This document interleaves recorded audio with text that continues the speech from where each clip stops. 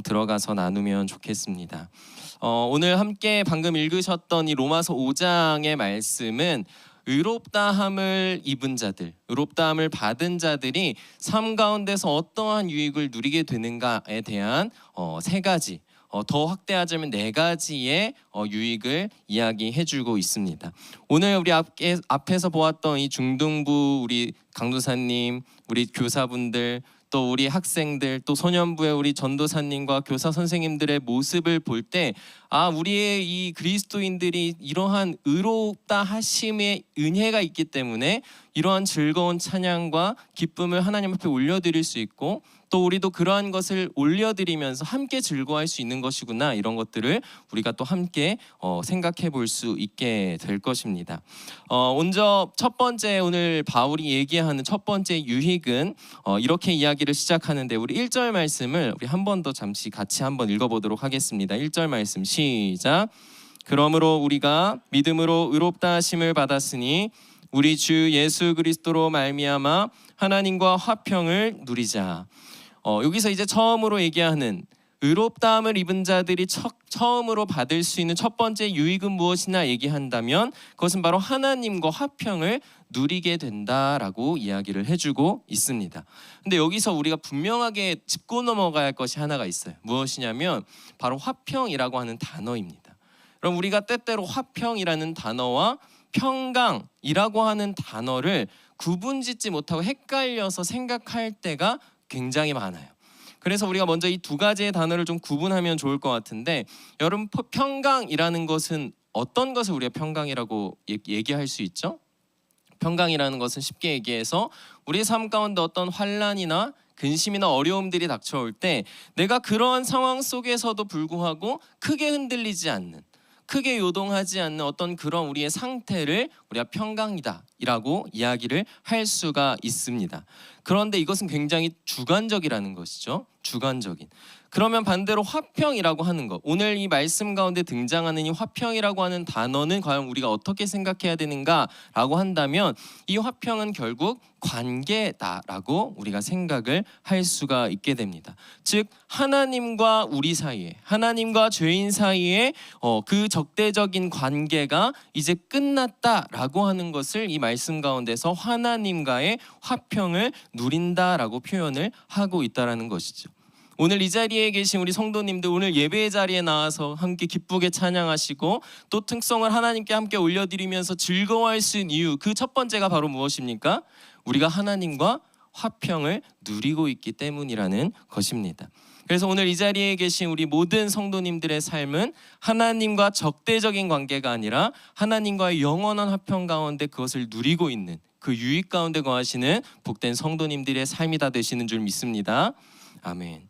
자, 그러면 우리가 계속 생각해 보아야 할 것은 무엇이냐면, 우리는 그렇다고 친다면 반대로 아직 구원을 이루지 못하여서 하나님과 관계가 어려운 사람들의 그러한 삶은 어떠한 관계인가 우리가 생각을 해보아야 하겠죠. 여러분, 우리는 화평하다면 죄인과 하나님과의 관계는 어떠한 관계입니까? 그 관계 속에 무엇이 끊임없이 일어나죠? 전쟁이 끊임없이 일어난다는 거예요. 왜냐하면 이 죄인, 아직 하나님을 믿지 않고 하나님을 따르지 않는 사람들은 계속해서 무엇을 주장하냐면 자기의 의를 주장하게 되고 또 세상을 주장하게 되는 것입니다. 근데 반대로 그것을 하나님은 가만두지 않으시는 거예요. 동시에 하나님도 그 죄인을 향하여서 동일한 조건의 하나님의 주권을 요구하신다는 거예요. 그러면 한 인생에 있어서 두 가지의 주권이 충돌하게 된다는 것이죠. 여러분, 한 영토 안에 두 개의 주권이 존재할 수 있을까요? 우리나라에 두 개의 주권이 존재할 수 있을까요? 존재한다고 한다면 그 나라의 상태가 어떻게 될까요? 이런 말이 있죠. 하늘 아래에 두 개의 태양은 없다. 그리고 예수님도 말씀 가운데 비유 중에서 이러한 말씀을 하세요. 마태복음 말씀에 이렇게 예수님도 말씀하십니다. 한 사람이 두 주인을 섬기지 못할 것이니 혹 이를 미워하고 저를 사랑하거나 혹 이를 중히 여기고 저를 경히 여김이라 라고 예수님이 비유 가운데 말씀을 하시기도 하셨어요. 그러니까 두 개의 주권, 두 개의 뜻을 따르는 것은 사람의 인생에 있어서 없다라는 것을 분명히 얘기하고 있다라는 것입니다. 그렇기 때문에 두 개의 주권이 생기는 순간 그 인생에는 전쟁이 계속되는, 특별히 하나님과의 관계 속에서의 전쟁이 계속되는, 그것을 성경에서는 하나님의 진노라고 이야기를 하게 됩니다. 여러분, 그런데 우리 이 진노라고 하는 단어도 우리가 쉽게 오해할 수 있는 포인트가 있어요. 여러분, 진노라고 하면 무엇이 떠오르세요? 하나님이 화나셨다, 하나님이 감정적으로 앙심을 품으셨다, 복수심, 어떤 이러한 감정적인 것들을 진노라고 하는 단어와 함께 쉽게 떠올릴 수가 있게 됩니다. 여러분, 그런데 만약에 정말 우리를 향한, 죄인들을 향한 하나님의 진노가 만약에 정말 주관적이고 그러한 단순한 감정적인 것이었다면, 반대로 우리가 하나님에게 있어서 구원을 얻어내야 할 때도 무엇으로 얻어낼 수 있게 되는 거예요? 감정적인 것을 통해서 얻어낼 수 있게 된다라는 이야기가 되어버리는 거예요. 그러니까 우리가 하나님 앞에 감정적인 하나님이 우리의 화가 된다면, 우리가 단순히 감정적으로 하나님한테 애교도 부리고 막 모두 바치고 막 하면서 감정적으로 뭔가 기회를 창출해낼 수도 있지 않을까라고 하는 생각을 가지게 할 수 있다라는 것입니다.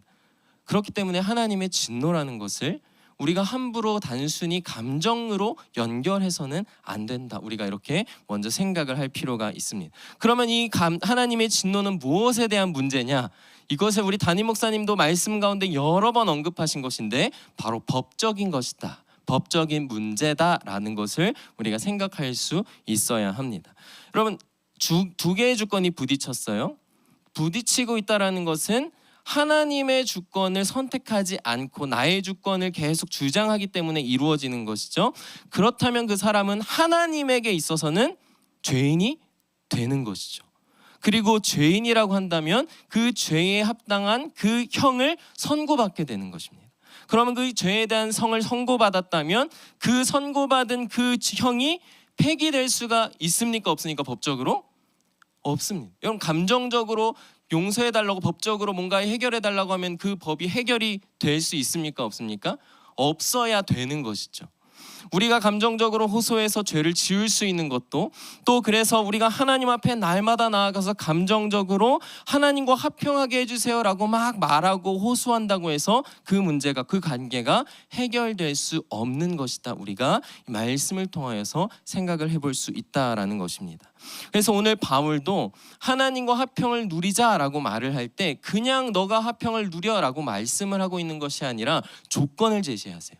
그 말씀이 한번 1절에 나와 있는데, 1절 말씀 우리 함께 다시 한번 볼까요? 제가 읽겠습니다. 그러므로 우리가 믿음으로 의롭다 하심을 받았으니, 함께 읽습니다. 시작.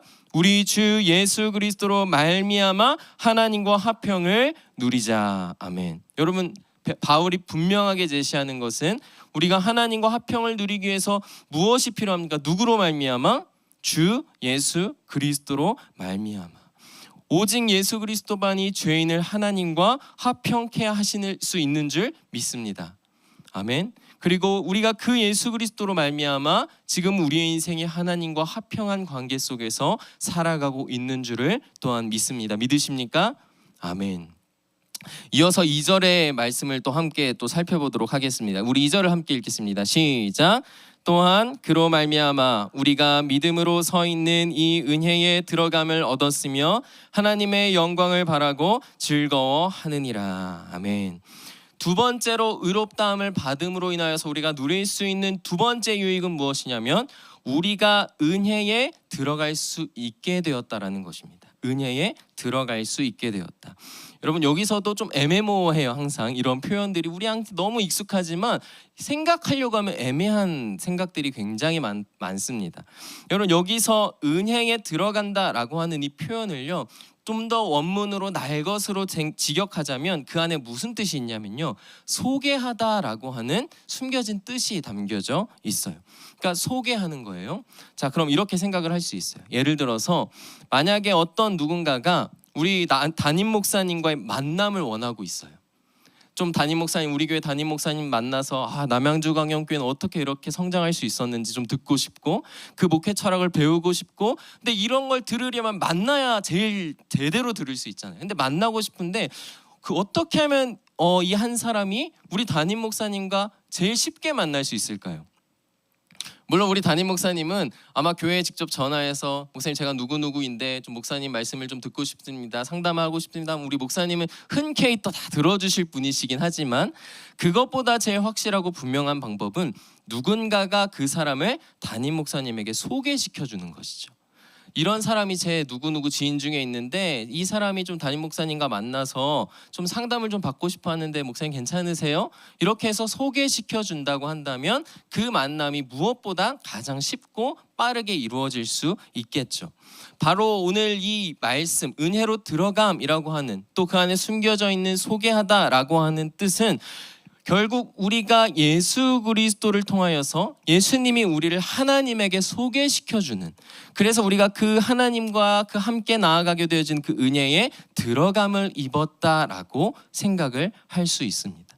그러니까 우리가 그냥 들어간 게 아니에요. 그냥 문이 열려서 들어가는 수준이 아니라 예수님이 우리의 멱살을 붙잡고 하나님에게 끌고 가서 우리를 소개시켜 주시는 그 은혜에 우리가 들어간다라고 우리가 생각을 할 수 있다라는 것입니다. 그렇기 때문에 화평이라는 것이 단순히 불완전한 관계, 적대적인 관계가 해소됨에 끝나는 것이 아니라 그것을 이어서 이제는 그 하나님과 좋은 관계, 더욱더 친밀한 관계, 그러한 관계로 놀라운 은혜를 입고 나아갈 수 있는 그러한 것을 하나님이 예수 그리스도를 통하여서 우리에게 허락해 주신다, 우리가 이렇게 생각을 할 수 있게 된다라는 것입니다. 그렇기 때문에 이제 우리의 인생을 돌아보면 예수 그리스도로 말미암기만 하면 우리는 언제든 하나님께 기도할 수 있죠.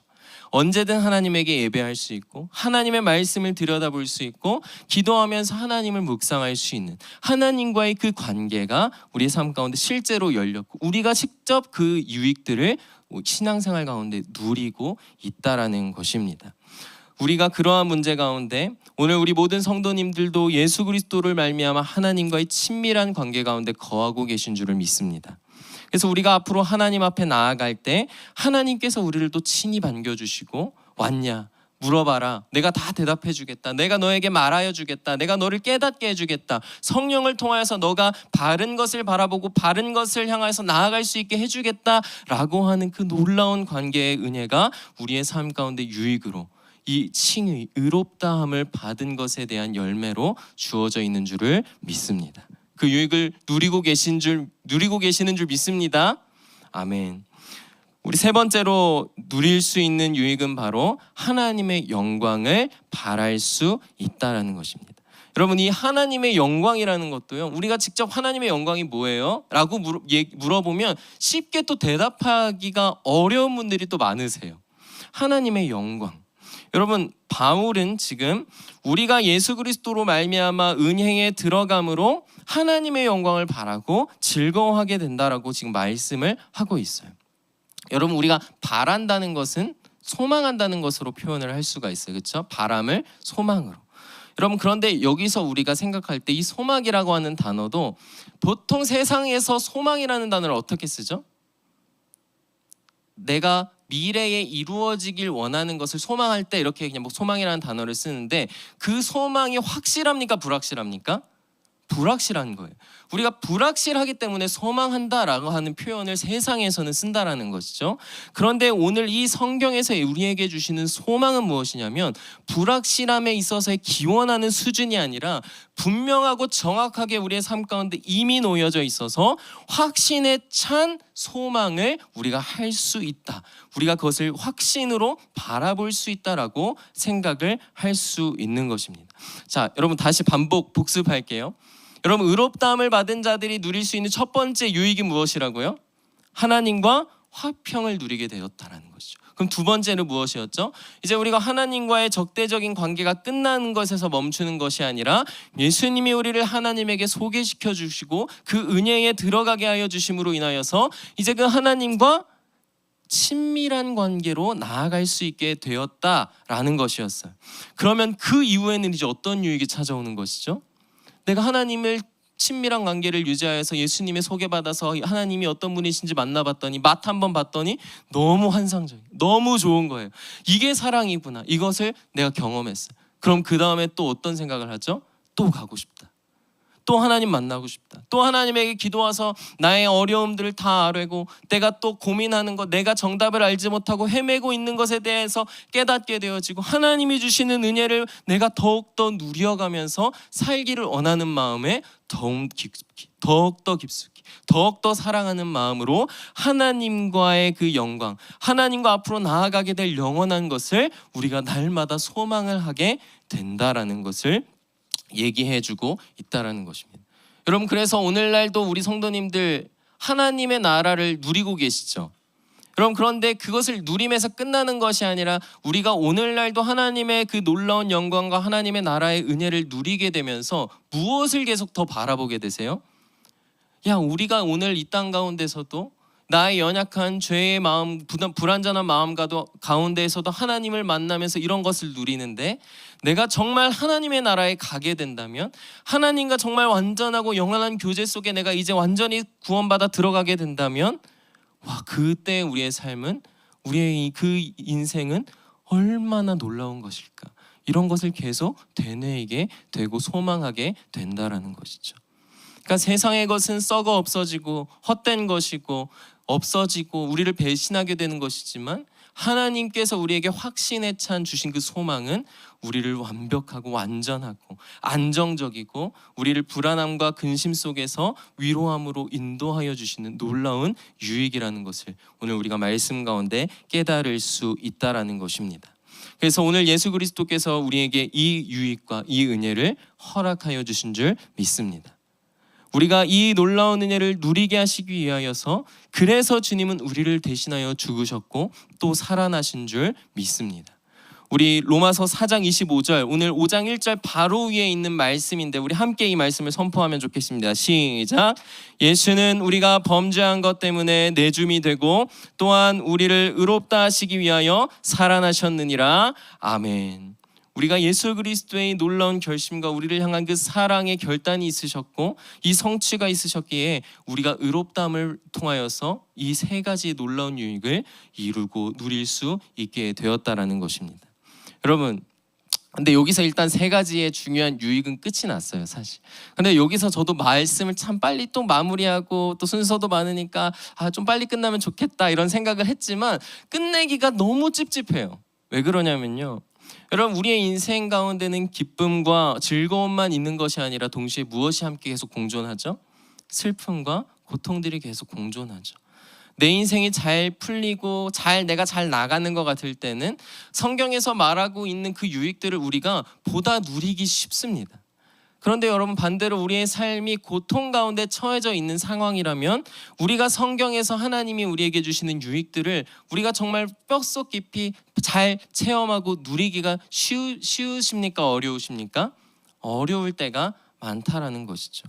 그래서 오늘 이 본문 가운데도 바울이 여기서 말씀을 멈추시는 것이 아니라 3절부터 환난에 대한 이야기를 이어서 이야기하기 시작합니다. 3절과 4절인데요. 다만 이뿐 아니라 우리가 환난 중에도 즐거워하나니 이는 환난은 인내를, 인내는 연단을, 연단은 소망을 이루는 줄 알미로다 라고 이야기를 합니다.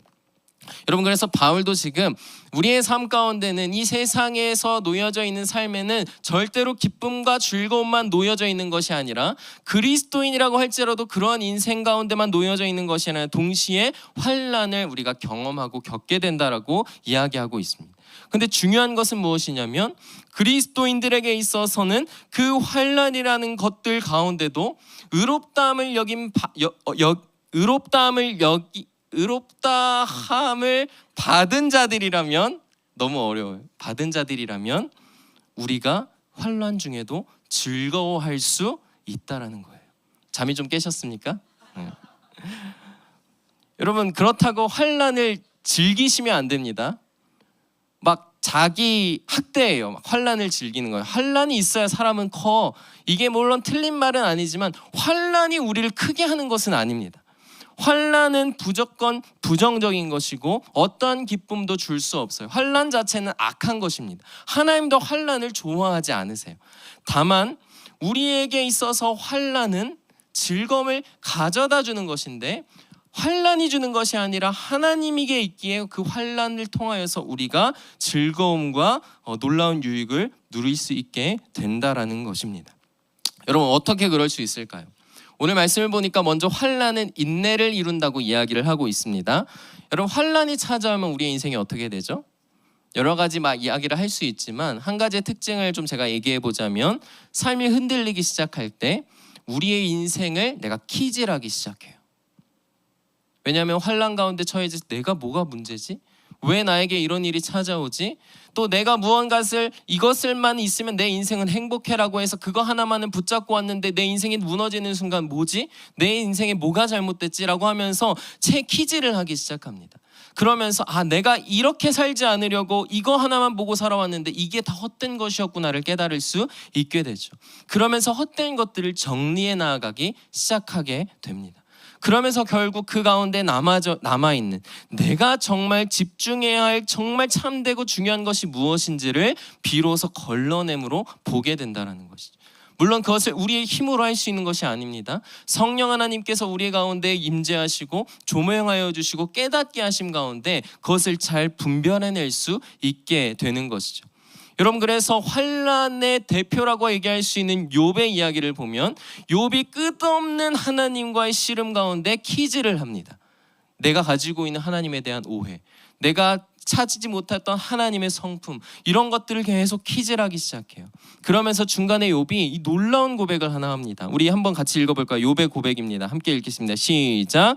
그러나 내가 가는 길을 그가 아시나니 그가 나를 단련하신 후에는 내가 순금같이 되어 나오리라. 아멘. 환난 가운데 욥이 실제로 고백했던 고백이죠. 여러분, 두 번째로 뭐라고 합니까? 인내는 연단을 이룬다고 말합니다. 여러분, 연단을 이루었다라는 것은 쉽게 얘기하면 단단해졌다라는 거예요. 나의 인생을 내가 키질하는 그 시간을 내가 물론 인내해가고 견뎌가야 하며 힘든 시간을 보내야 되는 것은 분명하겠지만, 분명한 것은 그 시간을 통하여서 내 인생에 불순물은 동시에 빠져나가고 있다라는 것. 그러면서 내 안에 참된 것은 더욱더 분명해져가고 더욱더 단단해져가는 분명한 유익이 하나님의 은혜 가운데 우리에게 주어져 간다라는 것입니다. 여러분, 그런데 그럼 세 번째로 무엇이 단단해질까요? 단단해져 간다 했어. 참된 것이 무엇이 단단해지겠습니까? 연단은 소망을 이루는 줄 알미라. 무엇이 단단해집니까? 소망이 단단해지는 것이죠. 이 소망이라고 하는 것은 결국 우리가 앞에서 함께 나누었던 의롭다함을 받은 자들이 누리는 세 가지의 유익을 우리가 생각해 볼 수 있습니다. 하나님과의 화평, 또 은혜에 들어감, 하나님과의 영광에 대한 그 믿음과 소망의 확신이 우리의 인생과 영혼과 삶 가운데 단단해져 가게 된다라는 것입니다. 여러분, 그래서 우리가 셀 모임이 이제 방학을 하긴 했지만 주변에 있는 성도님들과 신앙의 나눔을 할 때 어떤 분들이 나는 환난을 통하여서 하나님의 살아계심과 사랑을 더 크게 느끼게 되었다. 그것을 지나가면서 이러한 고백들을 우리가 주변에서 또 많이 들을 수도 있게 되는 것이죠. 사랑하는 우리 성도님들, 우리가 받아야 할 형벌은요, 이미 예수 그리스도께서 우리를 대신하여서 모두 당하여 주셨습니다. 그러니까 우리에게 남아있는 그 하나님으로부터의 형벌, 죄로 인한 형벌은 우리의 인생 가운데 더 이상 주어져 있지 않아요. 그것이 우리에게 남아있다면 그것은 예수 그리스도의 그 놀라운 그 은혜를 우리가 불완전한 것으로 여기게 될 수 있게 되는 것입니다. 또 우리가 받아야 할 그 하나님의 모든 진노마저도 예수 그리스도께서 우리를 대신하여 모두 당하여 주셨다는 것입니다. 따라서 이제 우리를 향한 그 진노, 하나님의 진노는 어떠한 것도 남아있지 않는다는 것을 믿으시기를 원합니다. 우리의 인생은 예수 그리스도로 말미암아 분명히 화평케 되었고 더욱 친밀해져 가게 되었고, 그래서 하나님의 그 영광과 하나님의 나라를 더욱더 바라보며 소망하며 표대를 향하여서 우리의 인생을 달려가게 되는 그러한 인생이 우리의 삶 가운데 놓여져 있는 줄 믿습니다. 그럼 따라서 이제 더 이상 우리의 인생에 환난이 찾아올 때 그것을 하나님이 우리를 짓누르시기 위해 우리에게 주시는 것이 아니다라고 생각하시기 바랍니다. 오히려 거짓된 것에 우리의 인생을 빼앗기게 하지 않으시기 위해서, 또 우리가 더욱더 참된 것을 바라보고 분명한 것을 바라보며 살아가게 하시기 위해서, 그래서 기쁨 중에서도 슬픔 중에서도 참된 소망을 가지고 하나님을 바라보며 살아가게 하시기 위해서 우리에게 이 놀라운 은혜와 때로는 환난을, 또 그를 위한 소망을 우리에게 더해가 주시는 줄 믿습니다. 아멘이십니까?